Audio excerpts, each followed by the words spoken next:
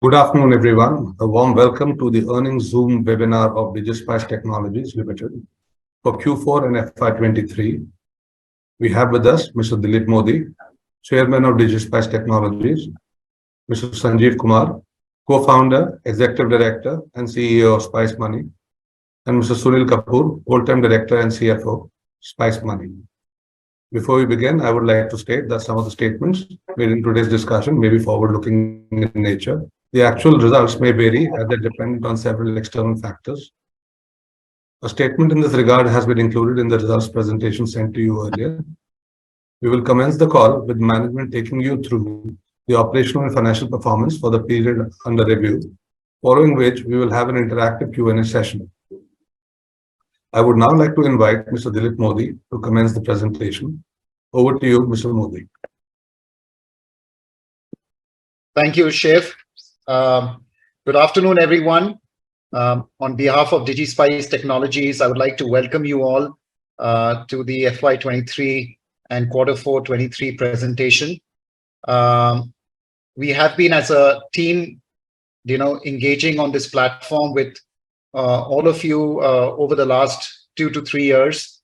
And it's been quite a journey that we've had at DigiSpice Technologies over the last 3 years. We've always been looking out for the digitization agenda that our country's been working on across sectors, and particularly in the banking and financial services space. We've seen the digitization agenda only become bigger and bigger over the last 3 years. The last time we spoke, I mentioned to all of you that at DigiSpice Technologies we have 2 segments that we report in our consolidated financials, and we've done that consistently over the last 2 to 3 years. One is what we call the financial technology service segment, and the other is the digital technology services segment. We've also been calling out the numbers separately in our more detailed presentation packs on calls like this. The last time we spoke on such a call, I did mention to you that on the digital technology services segment, wherein we basically work with enterprises, largely telcos in the region, offering them B2B solutions. We've been seeing challenges when it comes to costs preceding revenue. This is basically a B2B business where historically we've been working with telecom operators over the years in providing them a lot of value-added services, starting with voice-based services, SMS-based services, and then moving to mobile applications and various kinds of platforms. As that industry has moved more towards data and more OTT services sitting on the telco platforms, and many of the telcos themselves launching their own OTT services, we have seen a big shift in their focus away from working with third parties on pure value-added services to working with more OTT partners building mobile apps directly targeting consumers. Looking into the kind of platforms we worked on, we tried to work in the area of enterprise communications platform as a service. We looked at mobile apps around music, content, gaming, and basically we've been working in the region. And during COVID, we really observed that working in the B2B enterprise space proved to be pretty challenging because a lot of the partners held on to their vendors during this period of time. Therefore, penetrating new accounts became a challenge, and existing partners moved aggressively towards building out data networks and focusing on data services. So a lot of the services that we are working on, the focus from the telcos reduced significantly. So we saw a sharp decline in our revenues and margins associated with the digital technology services business, to the extent that last financial year 23, of our consolidated revenues, the digital technology services segment only contributes around 7%. However, the indirect costs in our consolidated accounts still account for about 25% in the FY23 numbers. So looking at where we are coming from, looking at where this segment is going, the board of directors of DigiSpice met at the close of the financial year, early April, to review the performance of the segment, and looking at all the factors, strategic and regulatory and all the other aspects across the region, across markets, the board took a decision that we would exit the digital technology services segment as a company, and we would double down and focus on the financial technology services segment. And I want to talk to you about that. So we have now taken a decision, since it's a B2B business, we have contracts with enterprises and mainly telecom customers in the region. We also have contracts with banks and other utility companies. Given the duration of those contracts, given the kind of commitments we've made, the management is working to smoothly phase out of these contracts. So directionally, we are not going to be investing in this space. We're going to be focusing our investments in the financial technology services segment. So that's the first piece of information I want to share with all of you, and I'm more than happy to take questions at the end of the presentation on this particular segment. So going forward, our focus from this year and beyond is going to be on the financial technology services segment. Talking about the financial technology services segment, we continue to be extremely bullish on the opportunity. We are very much committed to solving for lack of access to financial and digital services in semi-urban and rural India. Over the last 1 year, we've focused on both growing and deepening the network in semi-urban and rural India, focused on bringing in new products on our platform to drive income for our merchant adhikaris, as well as to provide access to customers in semi-urban and rural to more services. We will talk about that during this presentation. And we believe that some of the tailwinds that we spoke about, the whole digital public goods infrastructure that the government is working on, whether it's in the commerce space or the credit space, we believe will lay a great foundation for our platform going forward. These are areas that we will continue to explore in the coming years. And I'm very confident that new revenue pools will get created for us and our adhikari base in the future. So with that, I would like to invite Sanjeev to start the presentation, to take you through some of the key metrics on Spice Money, which is going to be the business of DigiSpice Technologies. And post us going through all the numbers, I look forward to having an interaction with all of you, getting to hear your observations, your comments, and more importantly, answering some of your questions or some of the clarifications you may have. So I also look forward to an opportunity when the year closes at the annual general meeting, I really look forward to that as well. But I'm hoping that today we will be able to have a dialogue around the space that we are, as DigiSpice Technologies, focused on, and what we believe are, we see as the opportunities and even some of the risks and challenges in this space. So looking forward to that conversation. Now I would like to hand over to Sanjeev to please start the presentation. Over to you, Sanjeev. Thank you, Dilip. Good afternoon, everyone. Thank you so much for joining this session. What we'll do is, between me and Sunil, over the next few minutes, we'll try and cover 5 sections. I'm going to talk about overall Spice Money performance in a snapshot, and then I'll hand it over to Sunil to cover the financial highlights, and I'll come back to talk on the business model. Next slide, please. Few of the key metrics that we measure at Spice Money. If we were to just take a year view from FY23 versus FY22, the first, very most important, is the customer GTV, the top line number, growing at more than 20%, from an 83,000 to 100,000 crore mark. The next important metric again is service fee revenue, which is from 341 to 401 crore. Service fee revenue is the revenue which we earn on the transaction income on a platform.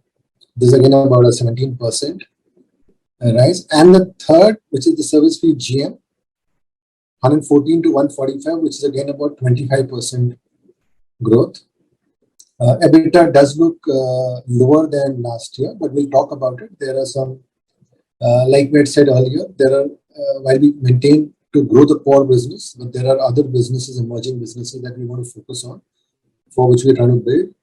And because we believe we're standing at a unique opportunity of being able to we have the right to win, and hence it's important for us to build those emerging businesses also. We'll talk about that.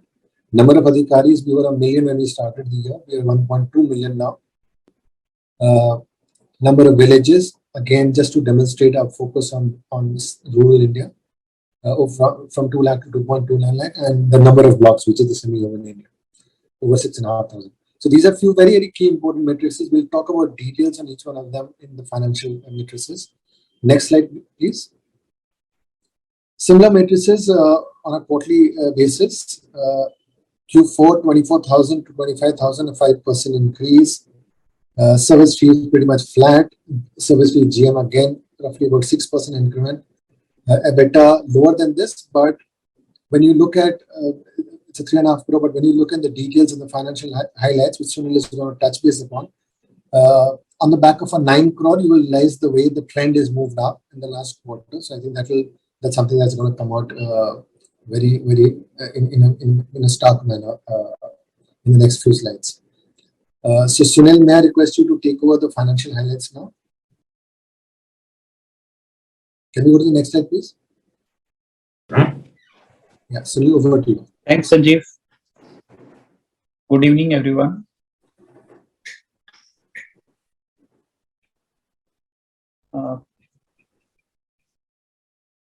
Yeah, thanks.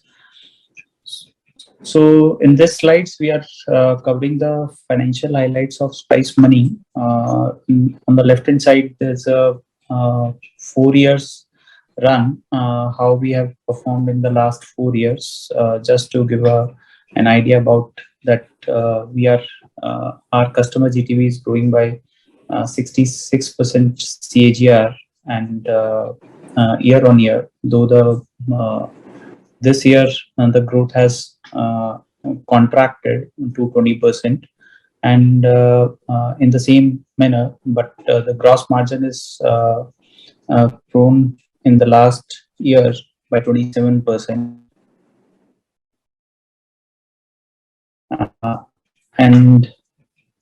So our EBITDA, due to some investment in the indirect cost,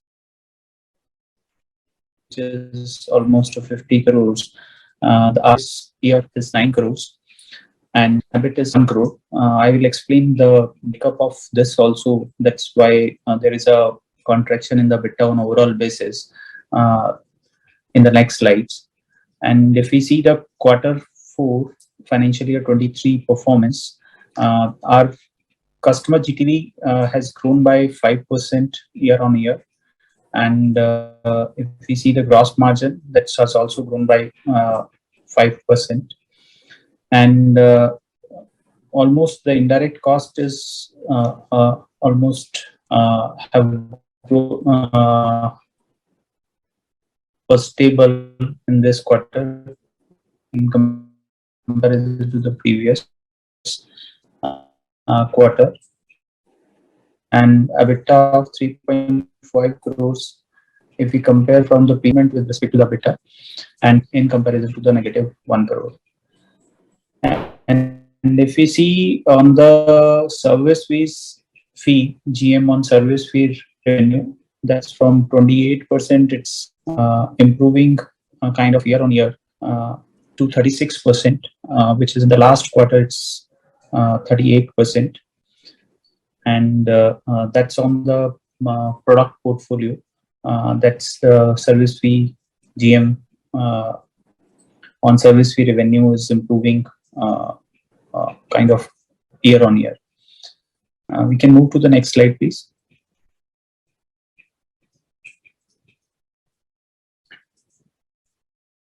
Yeah, as in the previous slide, we have seen there is a contraction of EBITDA in this financial year ending 23. If we see here on this slide, what we have done, that we have bifurcated our business into two segments, core and new business lines. So we can better present about what we are doing, how we are performing in our core business lines, and where we are investing in the new business lines.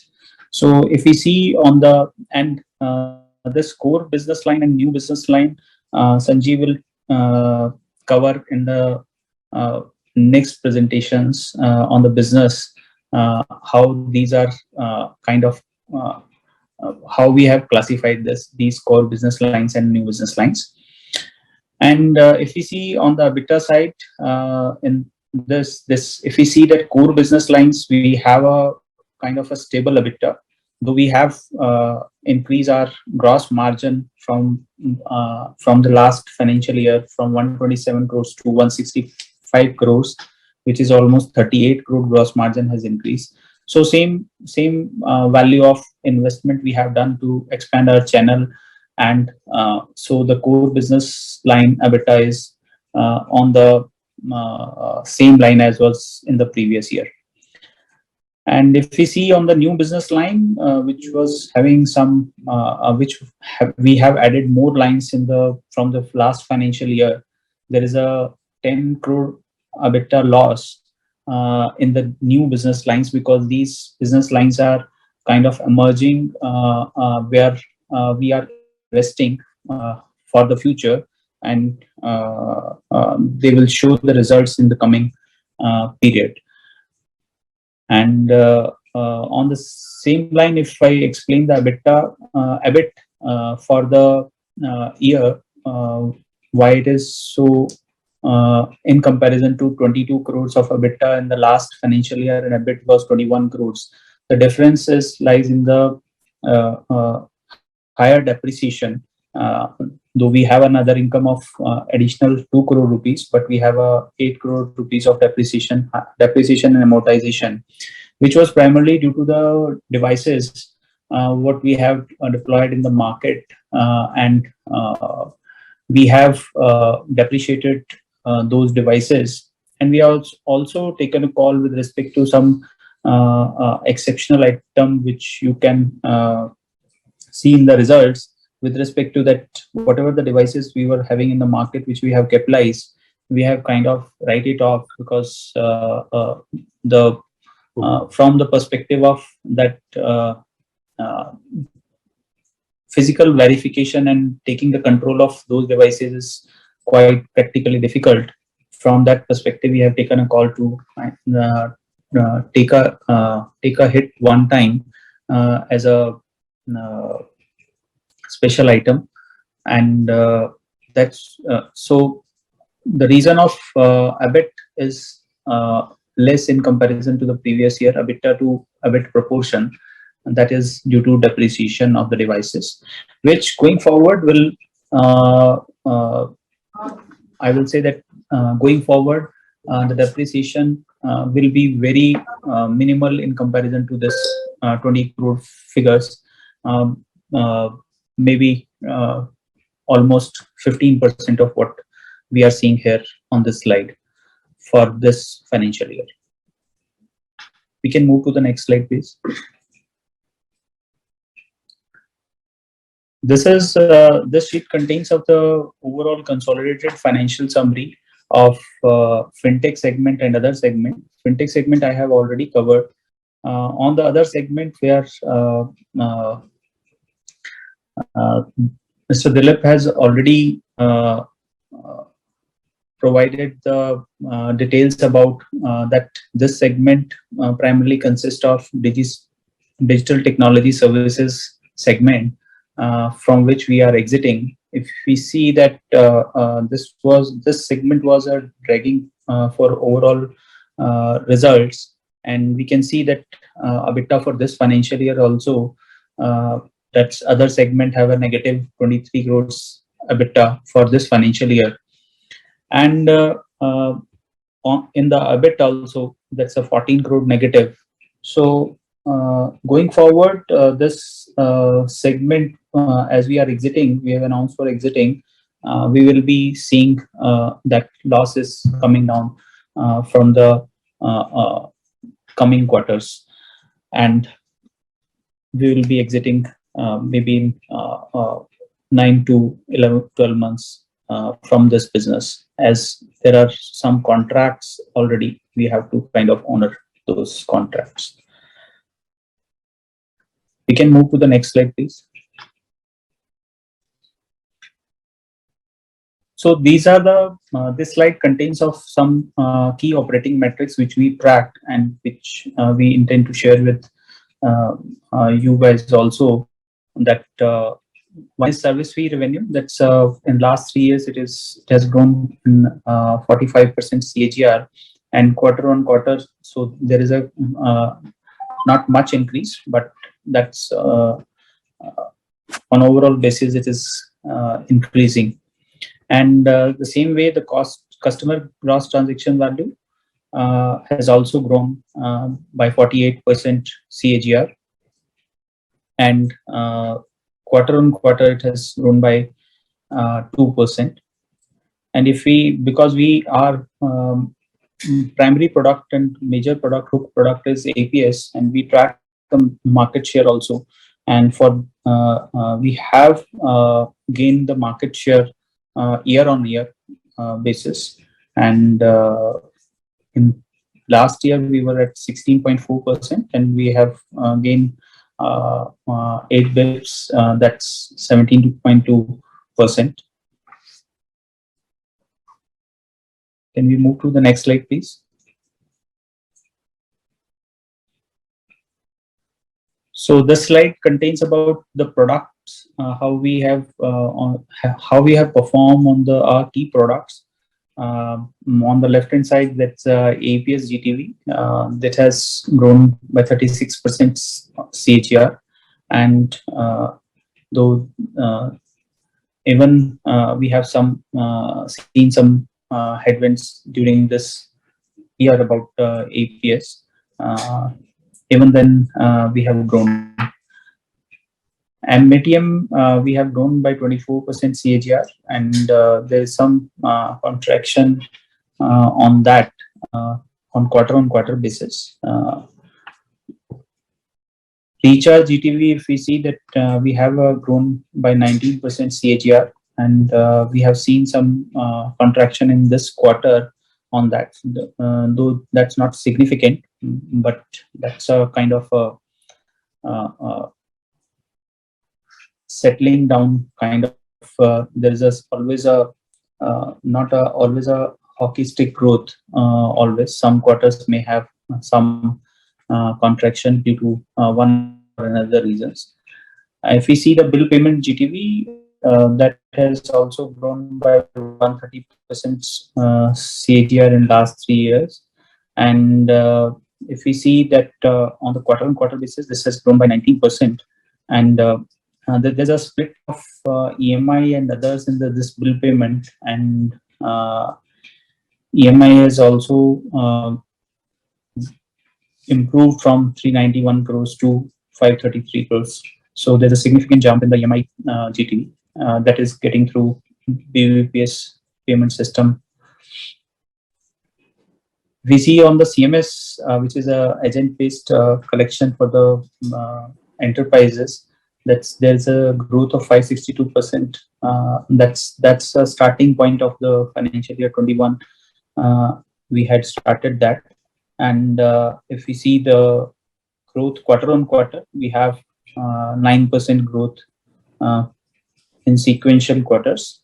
And if we see the previous year, this same quarter, there's a 34% growth in the CMS. So these are our key products which have fairly done well. We can move to the next slide, please. I will request Sanjeev to take it forward from here. Thanks, Sunil. So, and we just continue to what Sunil said. If I were to summarize, there are 2-3 points. One is that the core business, which continues to grow. The key matrices are being the largest ATM banking network driven on the back of ABS as a product. We continue to gain market share. We're over 17% now. The next big business line which we started, collection, which has shown significant growth in the last 2 years, has helped in growing the overall GTV for Spice Money. And now coming to the third, which is the entire network. Today we are at a 1.2 million. And if you look at the right, which is the country geographical presence, it also will give you that there is enough scope of opportunity left for us to grow this network. We are definitely strong in few states and few markets, but I think there is still enough opportunity for us to increase the network. I think that is the next big headroom for growth. We continue to grow the Adhikari network. Next slide, please. A few slides and just recapturing our business model. Our Spice Money entrepreneur, which is whom we call Spice Money Adhikari, uses an app, which is the Spice Money Adhikari app. He's in the center. On one side, there are product manufacturers, service partners who want to onboard rural India. We've onboarded those services onto our platform, which is what the Spice Money Adhikari does. And on the right is the rural consumer who comes to the Adhikari to avail these services. So fundamentally, what are we doing? We're solving for the problem of access in rural India, in semi-urban India. Rural India consumer, they need assistance, and hence this is an assisted model. We started with ATM banking. We moved to basic payments, and we moved to collections. And obviously, there are many more products that we want to enter to solve for the problem of lack of access for the rural Indian consumers. Next slide, please. At the core of it, we're leveraging on two pieces. I think one is the technology, and second is community. When I say both, let me just explain. One is the technology. When I say technology, it is building on the digital stacks, which public goods which has been built in this country. And second was community, and the community is our Spice Money Adhikari. So there is a community influence that he has in rural India, and hence he's been able to offer those services to the consumers in rural India. I think our business model is hinged on these two verticals. There are digital stacks like that which has helped us to grow till here, which is on the back of obviously EPS, BVPS, even Umang. And there are emerging digital stacks which we want to leverage, which is the ONDC account aggregator, and in future even the digital health ID. And the fact that since we've been able to leverage the current digital stacks in rural India and semi-urban India, we believe that even the emerging digital stack is something that we want to leverage, and we want to solve for the problems of commerce, credit, and even healthcare going forward. Next slide, please. And then if I were to summarize all of this, ultimately, what is it that we're trying to do? We're building the super app for Bharat. A few of the services that I just spoke about, which qualify under core, is what we've been live on. We've been able to build on this. We've done some investment on it. However, we've grown this business significantly. There are the new businesses, business lines, which we are also equally excited about. There are opportunities in rural India. We're working to solve for them. And these are places where we've made some investments last year. We continue to make some investments even this year. But few of them will start to show results as we move from now. Next slide, please. I think that's the last slide. Yeah. So thank you so much, everyone. I'm handing it over back to you, Shiv. More than happy to take any questions. Thank you, Sanjeev. With that, we conclude our opening remarks in this webinar. We now open the floor for questions from participants. To ask a question, please raise your virtual hand, then state your name and the firm you represent. The raised hand option is available within the Reactions tab at the bottom of your Zoom screen. Also, please unmute yourself at your own end before asking your question. I will wait for a moment before initiating the Q&A session.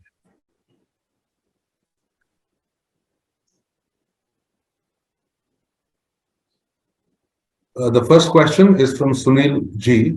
Sunil, please ask a question. Thanks. Yeah, my question is that, first of all, let me understand that what is the business model of our company? Is it like payment aggregator, or are we providing these finances to the MSME or the individuals? So, Shiv, I'll take that question. Yes. So, Sunil, our business model is, let me start, as I said, we are trying to solve for the problem of lack of access. So, if I were to very simply explain, if I were to put a rural consumer in the center, and I say what are the use cases that he needs, and we write it down. Sir, can you please speak nearer to this microphone? Yeah. Can you hear me now? Yeah, this is a bit better. Okay. So then I said that if I were to talk about a business model in very simple words, we're trying to solve for the problem of lack of access to a semi-urban and rural consumer. What does that mean? It means that if I were to put a rural consumer in the center, and where if I were to write down his use cases, his or her use cases, then there are banking, savings, payments, insurance. So there are about 10 to 12 such big use cases. And if I were to get all those use cases onto a platform, and if I were to build a network of entrepreneurs who are digitally savvy at every block and village level, then why does a rural consumer have to step out of the village? Let me explain that in more detail with an example. That today, as a rural consumer, if I want to withdraw money or deposit money, I would have to travel 20 to 25 kilometers to a bank branch, right, to do that transaction. Now, today in today's world, with the technology available, we said, what if we onboard that services, we're using technology, let's say the API service of the India Stack on our platform, and we're telling the rural consumer, and we've onboarded a Spice Money Adhikari who's an entrepreneur at a block and a village level.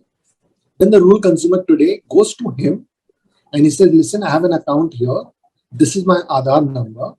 And he will do his biometric authentication and withdraw money and go home. So now he doesn't have to travel a long distance to avail the same benefit that you and I probably avail within walking distance of where we stay. Likewise, there's an electricity connection in every house. There is a Tata Sky DTS, there's an LPG cylinder. What does the customer do? Where does he do the payment? He doesn't have to walk anywhere. He just goes to a Spice Money entrepreneur and he does all the payment there. So problem of lack of access is what we are trying to solve. He wants to buy a railway ticket, he does it at our outlet. So if I were to summarize all such use cases for a consumer, we're trying to enable on our platform, and in an assisted manner, the Spice Money Adhikari or the merchant is able to provide all those services to the rural consumers.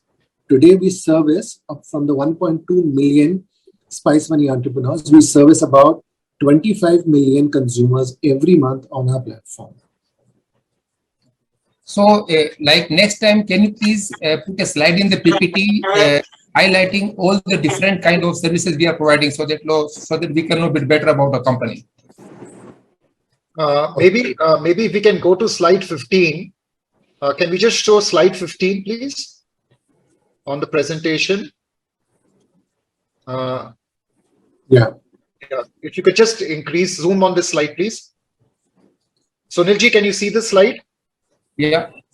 So if you look at the boxes in the red, basic banking, payment utility services, and cash collection, and you look at basic banking, MATM, cash withdrawal, current account, saving account, cash deposit, balance inquiry, remittance. So under basic banking, Sunilji, we provide our 1.2 million merchants who have been onboarded on our mobile app. They provide all these services to consumers in their community. So all the ones highlighted in red are what we are calling core business lines, and the ones in blue are new business lines, Sunilji. So directionally, you will see that we are trying to make the whole circle as red as possible. So from basic banking towards cash collection, to travel services, to government services, to financial services, to healthcare services. So the idea is to be able to offer all these products and services on our mobile app, through the merchant to the consumer in the semi-urban and rural India. So are we also planning to give the loans and also just have the wallet like? So if you look at it under financial services, we do have credit, and we have already started piloting to begin with operating as a marketplace where third-party lenders can provide credit to our own merchants, our own adhikaris, and moving forward also to the customer, the end customer in semi-urban and rural India. So yes, if you look at financial services, that's a big part of the go-forward strategy of merchants using our platform to offer credit to consumers in semi-urban and rural India. Yeah, that's good. Because actually, we have been your CLO for quite some time and always burning this hard-earned money, because a lot of initiative has been taken since the time there was mobile services. Anyway, so now few things. That, for example, this in the finance services, in the loans and in the insurance, we have seen that that presently these market leaders, they are almost coming to the EBITDA positive kind of thing. Yesterday there was a result of this Paisa Bazaar and this insurance bazaar and also this Paytm. So, but like certain person here, now you will be competing with those big giants. So what is the strategy to compete against the Paytm and compete against this Paisa Bazaar? No, Sunilji, very honestly, we are competing, we are operating in two different ecosystems. If you look at Paisa Bazaar and Paytm, some of the examples you have taken, this is end consumers using these apps or platforms to get access to products and services. Our app, Sunilji, is used by small merchants and entrepreneurs who are operating their shops in rural India. Okay. And they use our app to deliver credit and insurance to consumers around them. So our model is very different from some of the companies you mentioned. Yes. Good. Sir, like this, our GTV, it has been totally stagnant for the last 5 quarters. Like in March 2022, it was 24,320 crores. And for the full year, it is 100,000 crores. So like almost this like similar kind of plateau is there. And whereas we have been intensively present in 3 states like this Bihar and MP and UP, and like we have been seeing in this PPT that like we want to spread to the other like part of the country also. So, but like why it took no growth in the last year. 1 year has passed. It is post-COVID. Economy is booming. Why we didn't take this appropriate action to grow our GTV? So if we can go to slide number 11, please. Slide number 11. Right. So, Sunilji, if you look at this, we have grown on the AEPS GTV in a year when the overall industry has not grown as much in AEPS. So, during the COVID period, we saw significant growth in the AEPS industry, which slowed down post-COVID. So what happened is last year, the industry only grew 11% on AEPS, while we as a company grew over 16%. That's why we grew our AEPS market share. So despite, we grew faster than industry, right? But because the overall AEPS industry growth slowed down, that had an impact on the overall GTV. But as Sunil explained, if you look at our new lines within the core business lines of bill payment and CMS, you've seen how we are adding new GTV lines of growth, and that is why our overall GTV has grown, from 200,000 crores. So I think it's the product mix, Sunilji, and effectively in our core product also we've grown market share. So now, for example, sorry, I would like to interject. I think there are several other people who are there in the queue wanting to ask questions. So I think, Sunil, if you can just send us further questions on email or otherwise, I think we can get you to interact with the management and get your question answered as well. If you don't mind, I think next question will be from Praveen Sharma. Praveen, if you can just start with the question, please. Thanks. Yeah. Hello, am I audible? Yes, please. You are. Yeah. Thank you for the opportunity. So I had 2 questions from my side.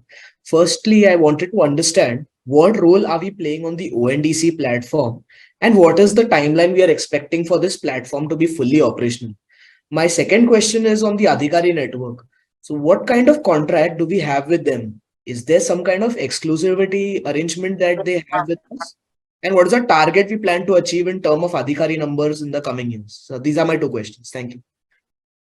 Sanjeev? Yeah, I'll take. Thank you so much. First question on ONDC. Like I said, our entire business model has been leveraging digital stacks. ONDC is the next big digital stack that we see coming up, and we believe it's a good opportunity to utilize our own network to democratize commerce. The opportunity that we're seeing over there are about a few of them. While there is an opportunity to open it up on our own network and to provide in an assisted manner commerce services to rural consumers. But I think the larger opportunity, which we are very excited about, and we'll see how it unfolds, is that same Adhikari as a merchant, if he gets onboarded as on the ONDC platform as a buyer, then he can buy a lot of inventory that he needs to sell from all suppliers across the country. And hence it's a big opportunity. So imagine if I were to give an example to illustrate, if I'm a mobile recharge shop, right, and I'm selling accessories like earphones. Today, what do I do as an Adhikari, as a merchant? I go to a distributor who's sitting in a district headquarters to buy those inventory once a week, and I come back and I sell that. Now, if I onboard him as a buyer on the same platform on ONDC as a Spice Money Adhikari, he gets access to all sellers who get onboarded on the ONDC platform by anybody. So he gets an inventory, he gets a different price range, he gets a wider spectrum to order his goods. So that is the opportunity that we are seeing. ONDC is at early stages, but yes, it is moving fast. It is going to take some time as it evolves, and we want to be part of this growth story. I think that is the way we are looking at ONDC. One. Your second question was on the Adhikari network. Today, and are they exclusive? Answer is no, they're not exclusive. They are entrepreneurs today. I mean, legally they're not exclusive to Spice Money in this, but we believe what differentiates a player and what is going to keep an Adhikari sticky on your network is going to be your platform stability and the number of products that you can offer, which does increase his earnings. I think that is what differentiates us, and I think that is what we are working on. We are 1.2 million today. Do we have a defined number that we want to chase? Answer is no. We don't have a defined number. We believe we're trying to map out the opportunity. We've done some analysis on what is the density of an Adhikari that we should have in a population market per population. And we will continue to follow that rule as we build this network. So that's my answer to your question on Adhikari network.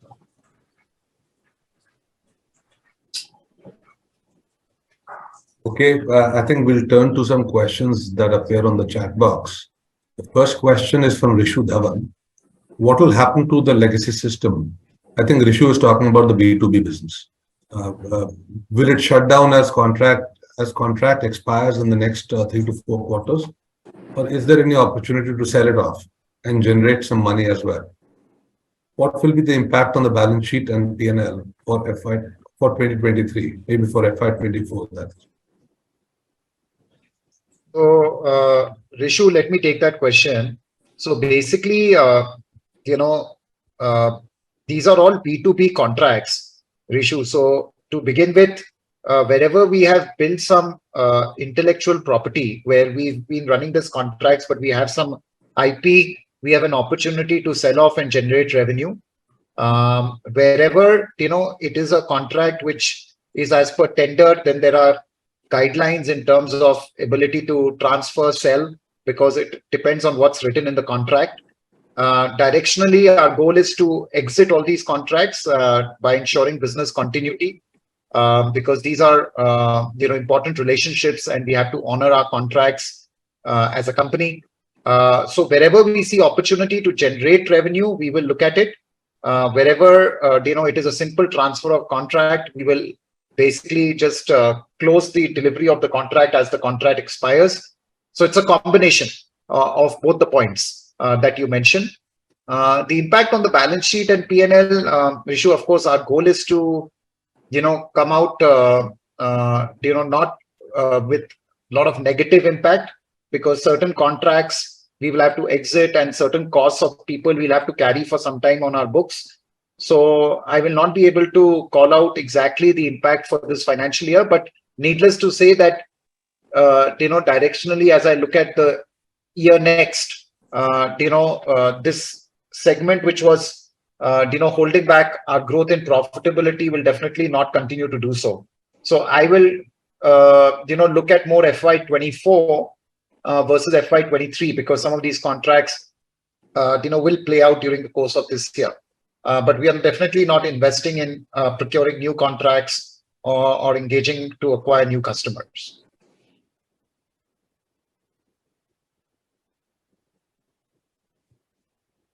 You are on mute. Yeah, sorry, I got muted.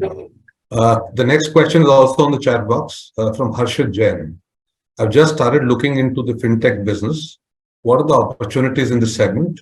What are the growth expectations 3 to 4 years down the line? And what are the entry barriers in this segment? And also, who are the competitors? And how do you plan to tackle the competition? Sanjeev, you want to take that? Sure, Ashit. So the opportunity, I think what places us in a very unique position to capture this is, and why we're excited about it, is that there is this space wherein not many players are, and I don't know how to define players, but yeah, let me talk about it. In this area of semi-urban and rural, which is a very, very large market, which is about 80 to 82 crore of population.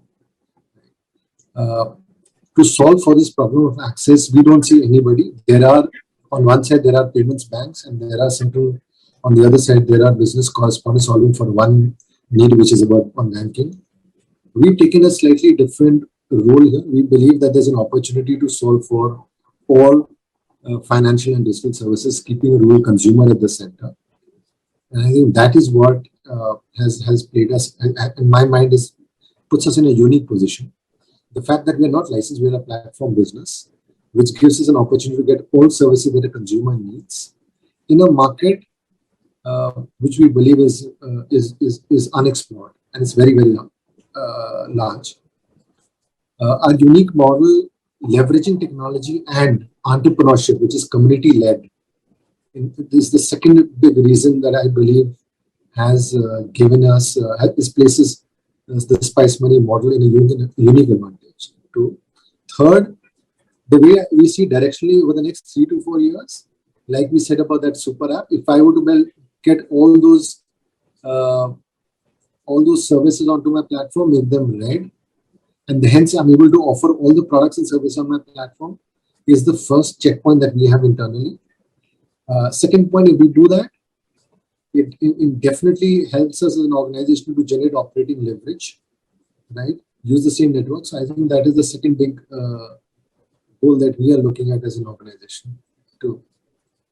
Third, the ability to serve such a large population. The fact that today on our platform, lifelong, about 15 crore consumers have been serviced has placed us in a very, very, again, in an advantageous fashion. And hence, we're able to customize products for the rural consumer, bottoms up, which is again, is allowing us to build more and more products and services, hence more transactions on the platform, more earnings for the adhikari, and a far deeper engagement between the consumer and the adhikari. So that's the answer to your question, Harshit. Thanks, Sanjeev. The next question, also again from the chat box, from Avanti Koredi. What services are particularly covered in investments in financial services category, slide 15? Individual point of view and company point of view. As in what are retail services and what are corporate services within financial services in slide 15 is what you would like to ask. Could you give an example as well? Financial services covered in slide 15 is what they're asking. Okay, so I think, so in financial services, you want to go back to that slide on 15?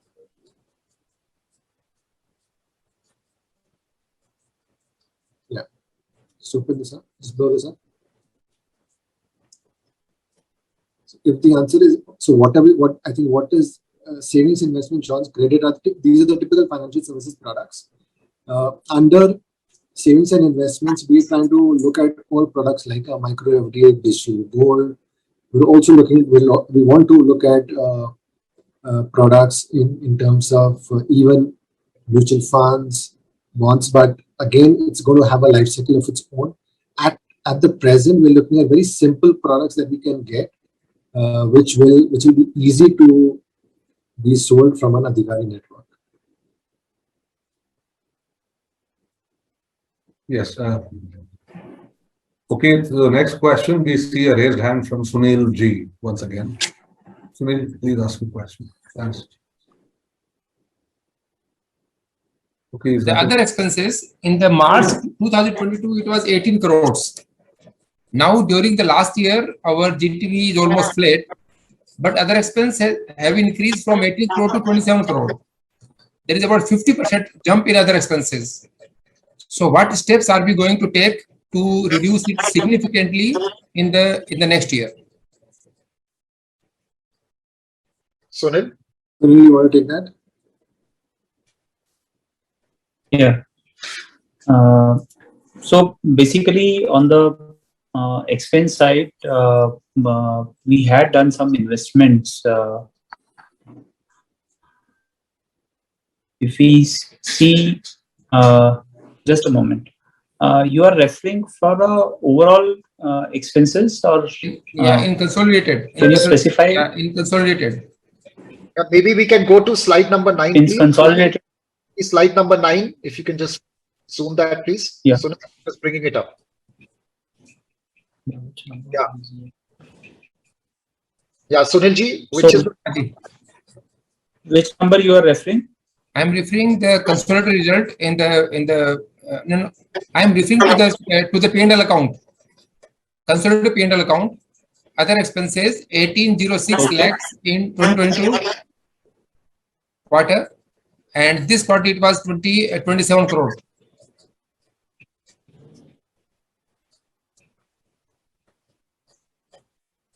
You are referring from the results P&L, not yes. from the this results. Okay, just a moment. Okay.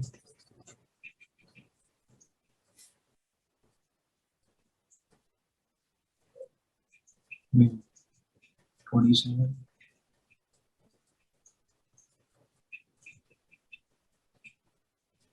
So you are referring for the 27 crore from 18 crore, right? Yeah. Okay. So,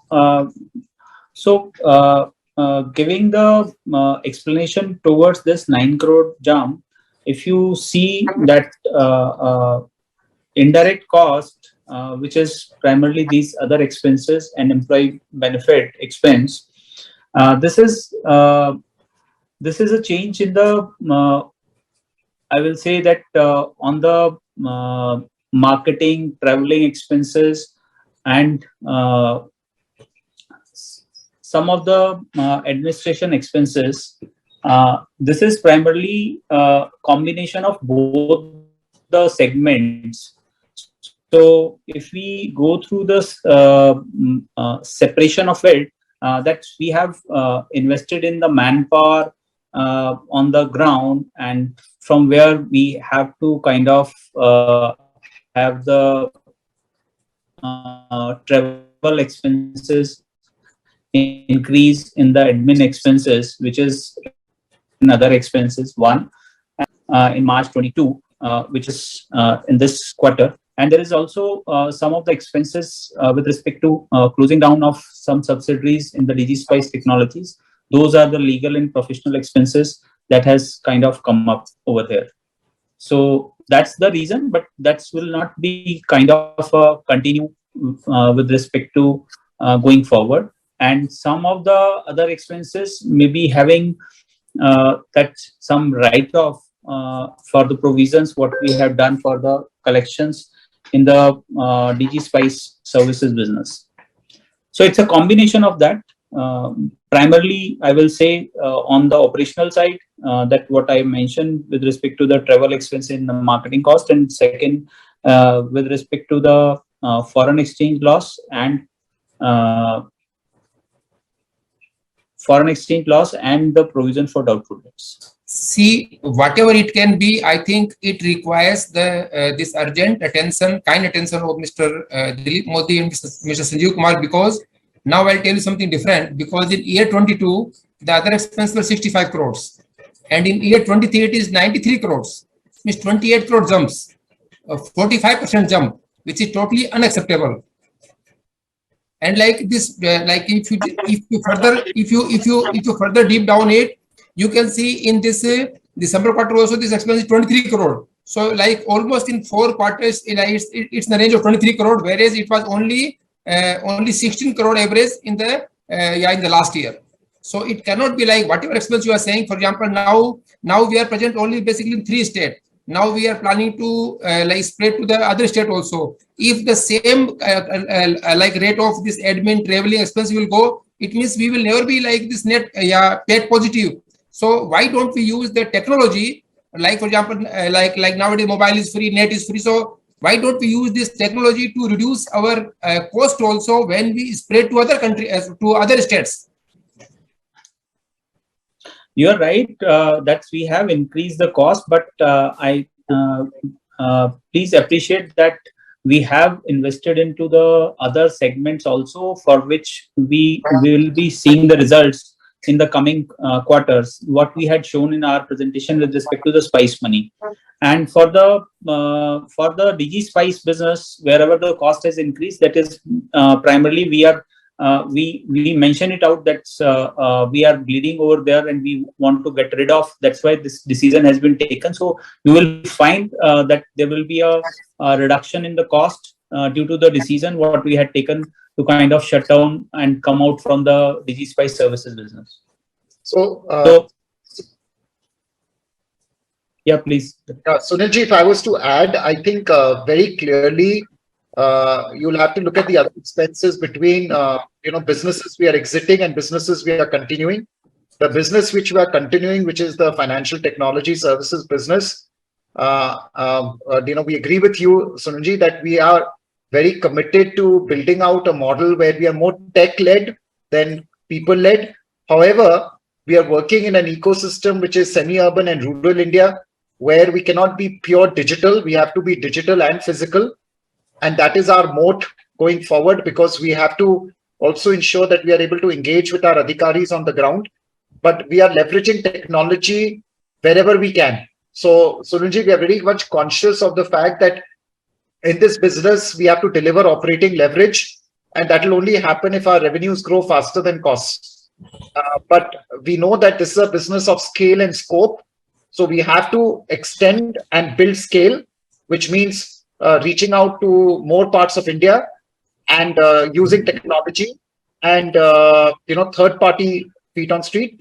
And second is increasing products on our platform, and both require investment. So we are trying to create a balance between ensuring that we keep growing the business in scale and scope, as well as maintaining profitability. And that is why we've divided between core and new business lines. So we are very conscious of the fact that we have to keep our head above water and profitability, but we have to build out the platform in terms of scope of services, Sunilji, in order to make sure that this business is competitive in the long term. And then we can create a foundation such that this business can then continue to grow with operating leverage. Oh, sir, I fully appreciate your views. That's what I like. My point was that it requires some sort of continuous internal audit also, because still, like for example, last year it was 65 crore. Even if you allow 10% as inflation or whatever, so it will be 72 crore. It is 92 crore. So what I'm saying, 20 crore, suppose like it has happened. Suppose next year, if you can control it, we will be paid positive. So I'm only saying that please put some internal audit system, that whatever expenses are coming from this adhikari or from our team, whatever, how it can be reduced and how can you optimize it, so that so that we don't bleed it in these kind of regular expenses, because if this become a habit, it will be a habit forever. Yes, no, I agree, Sunilji. I think we are committed to driving cost efficiency in our business, and absolutely agree with you that as we try and build a long-term business, we have to make sure that we are efficient on cost. Sunil, you want to add to this? You were saying something? Yeah. Yeah. So Sunilji, as I had explained, just to give you the kind of almost the figures where this cost has gone up. This cost has gone up almost 6 crore in the provision for doubtful debts and foreign exchange difference, which is a DigiSpice business.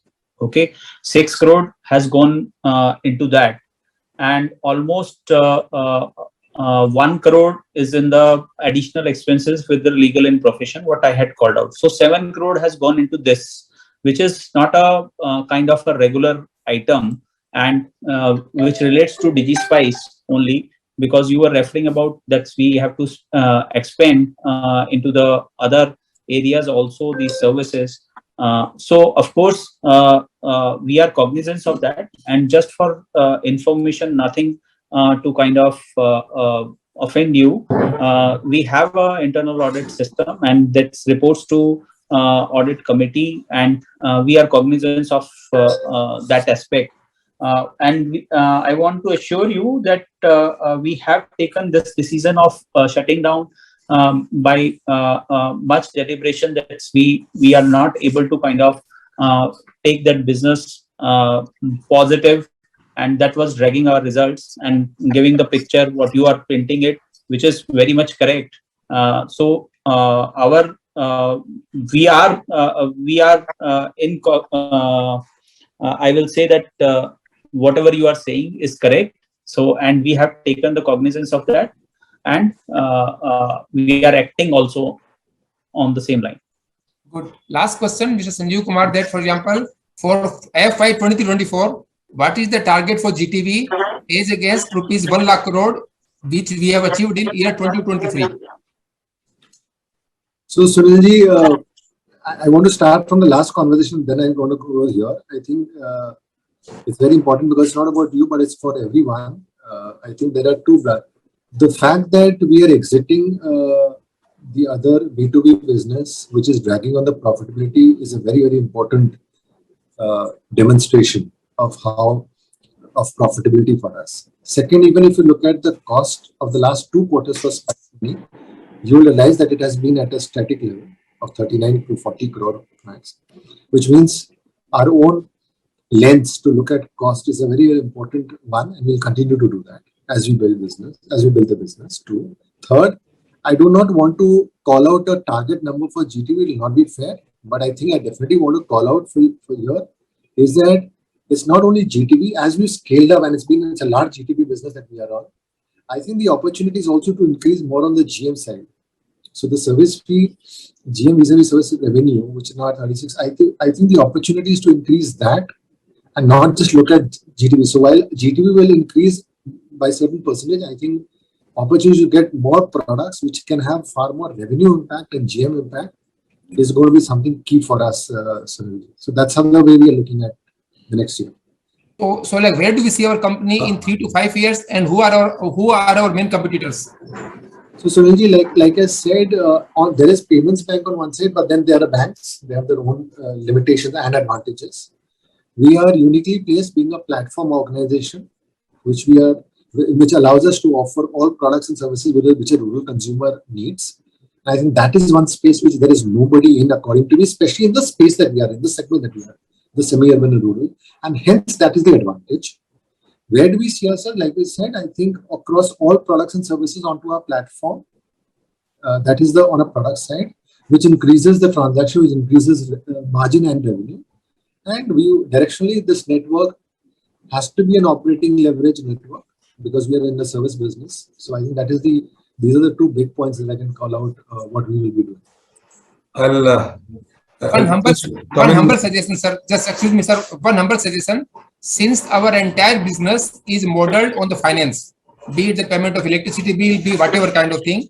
So what inbuilt security has been made to avoid any kind of fraud by any adhikari or by anybody in the chain?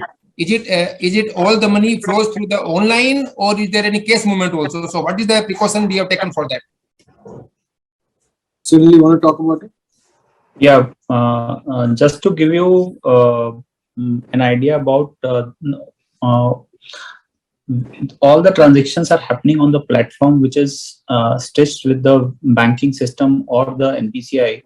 And as far as online transactions frauds are there is no such case exists, because with respect to the transactions happening, there is a systematic checks by the NPCI or the banks already in place with respect to the value of the transactions, limit on the transactions. So these types of course, there may be possibility of on the ground frauds, and we are well equipped with respect to how to curb that, and we have a in-house system that we can control and kind of take the mitigation steps for any such actions on the fraud.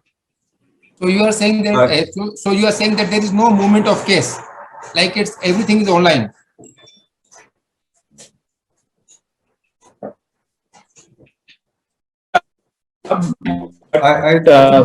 Physical interaction of the adhikari with the customer is there, and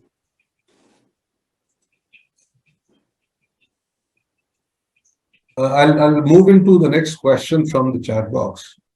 It comes from Shahrukh Joshi. What is the current state of the tech business for your CPaaS product? Considering it is a substantial industry, what is the projected growth forecast there?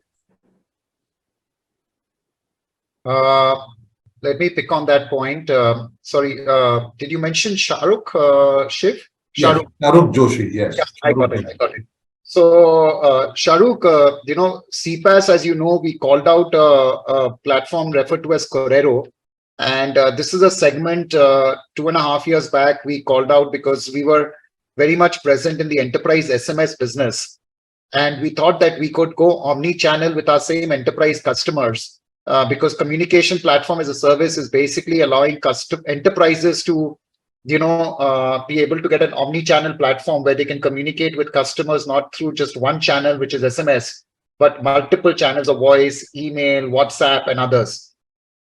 We did invest and build out the platform as we had communicated in our previous calls, Shahrukh. But one of the things we realized during COVID especially is that a lot of companies, customers, the stickiness of large enterprise customers to their CPaaS platforms continued. So we saw very little churn happening. And every time someone went in with pricing as an option, the existing vendors matched the pricing to hold on to the customer. We also saw global players in CPaaS enter this space and acquire some of the domestic companies. So we saw a lot of M&A activity as well. Net Shahrukh, we realized that the CPaaS space was a lot more competitive than we thought it was. And the fact that we had existing customers on our SMS business, that we would be able to move them from just doing SMS business with us to also consuming other channels, Shahrukh, we found it very difficult. And, they continue to operate with their other vendors, and many people came in with, some of these CPaaS companies went public, and many of them got acquired by large companies, and very aggressive pricing, Shahrukh. In fact, some of the telcos also jumped in with their CPaaS platform to offer very aggressive pricing to enterprise customers. So this became a very, very aggressively competitive segment, Shahrukh. So while there is projected growth forecast, especially in digital channels going forward, but with the kind of investments companies are making now in chatbots and in voice bots and in automation, this industry in itself requires significant investment to participate in this growth. So for us, Shahrukh, we had a choice to make that, which is the segment we want to chase, where do we have a right to play? And we decided that, compared to the financial technology services segment, where we already have a head start, and we have a merchant base of over 1 million merchants with whom we can double down in terms of services and scope, that we would rather chase that segment than invest in CPaaS. CPaaS is an investment game, and you have to make deep investments in order to, grow in line or better than industry.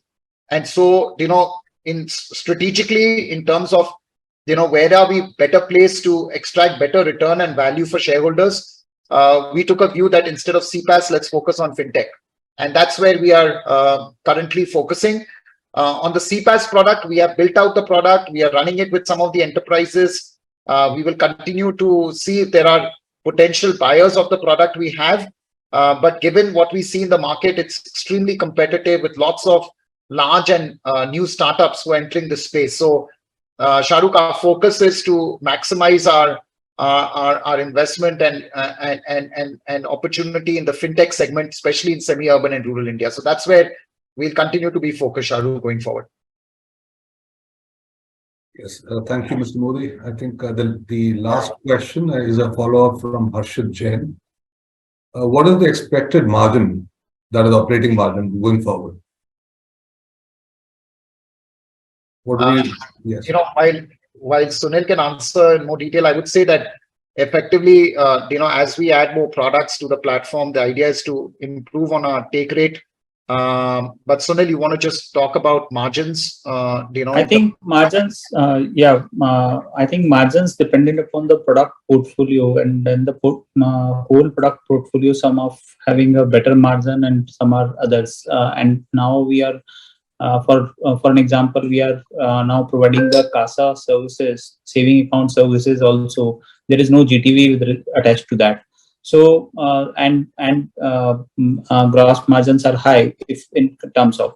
So gross margin overall basis, as I mentioned it out in my presentation with respect to financials, that's from 28% to 38% in this quarter, and overall 36% on the service fee revenue. We intend to have a better margin and continue to try to optimize it. But having said that, we can't give the guidance with respect to that, because a lot of other products, as they will mature and start contributing significantly, product mix margin may kind of get changed. But that depends upon which product, what product will take off and contributes more on the overall size of the opportunity. So that's where we are with this. But of course, as far as performance is concerned, we are improving kind of year on year on that. Okay, there's another question in the chat box from Shahrukh Joshi once again. Hope I've well done. Hello. Yes, hi. There's another question from Shahrukh Joshi in the chat box. He says, thank you, Dilipji, for answering my question. My last question to the management team here. What is the current attrition rate across the organization? No one talks about people who help support the system that you've built. So Shahrukh, let me comment. It'd be unfair to give an attrition rate, but I don't know if you're aware, we are a great place to work certified for the second year. And even there, we are in the top 50 organizations in the financial services industry in terms of rating. People is a very, very important aspect of as we build Spice Money. Very important. I fundamentally call customer first and people first as two big pillars of Spice Money. There are many policies, many ways, many digital tools that we use today internally to measure employee feedback, satisfaction, and how we work with the employees to build this as one of a great place to work here. We have attrition in two cases, obviously technology on the sales side and non-sales side, but we're pretty well within the industry benchmarks right now, Shahrukh. Yes, thanks, Sanjeev. With that, we will come to a close on this session, and I would request Mr. Modi and management team to make any concluding remarks. Mr. Modi. Oh, thank you, Shiv. Thank you, everyone who took time out to be on this call. You know, I definitely feel these are great opportunities for us to get real feedback on the business. We are in a very dynamic space, you know, which constantly is throwing up new challenges and opportunities. You know, we have headwinds and tailwinds all at the same time. And, you know, it's very important that we stay the course. We are definitely in an ecosystem which is underserved, which is semi-urban and rural India. And we believe the best way to serve this ecosystem is through a unique model of technology and people. And that's what we are building at DigiSpice through Spice Money. We continue to stay committed to this path. We are a mission-driven company, and we will continue to remain that. But we are also very conscious that we are a listed company, and we have to be able to generate significant profits. But we are in a dynamic space, and therefore, we have to balance between investment and profitability. And we are trying to, as a management team, maintain that balance. I look forward to all our current shareholders and potential partners to continue to engage with us and give us the opportunity of feedback on a regular basis. This is a business of patience. We are building out the last mile digital infrastructure in deep rural India, and we do hope that this patience will pay out over time. I just again would like to thank all of you for taking out the time, for your trust and confidence. And at DigiSpice and Spice Money, we all will continue to ensure that we stay the course and stay committed to our mission of solving for lack of access in rural India. So thank you very much to everyone. Thank you, Mr. Modi, for the concluding remarks. And I think we'll conclude the session here, and you may now disconnect from this call. Thank you.